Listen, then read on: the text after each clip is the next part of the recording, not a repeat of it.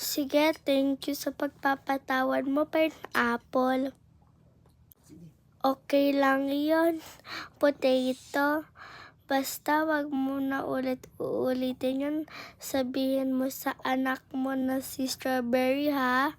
Sige, sasabihin ko yan kay Strawberry pag nakita ko siya mamaya.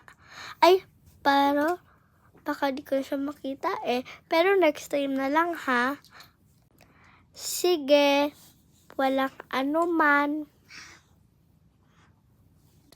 Cookie, tara, hanap tayo pa ng isang best friend para trio. Sige, okay lang yan sa akin.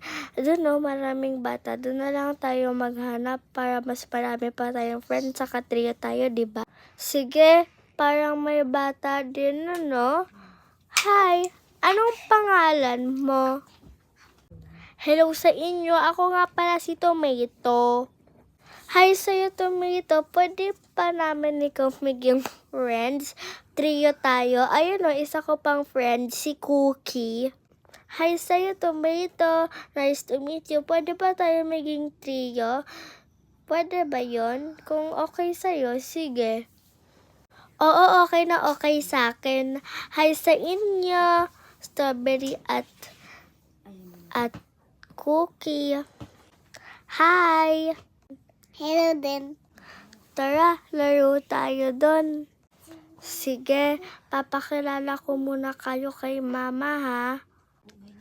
Sige, pakilala mo muna kami. Sige, pakilala mo muna kami sa mami mo. Mama, mga kaibigan ko nga pala, si Strawberry at si Cookie, mabait sila. Wow, hi sa inyo, parang ang babait nga Ganda-ganda nyo naman. Ano yan, trio kayo? Ang ganda nun pag trio.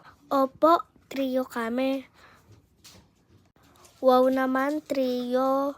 Sige na po, Mama, una na po kami kasi po maglalaro pa po kami. Sige anak, mag-ingat kayo.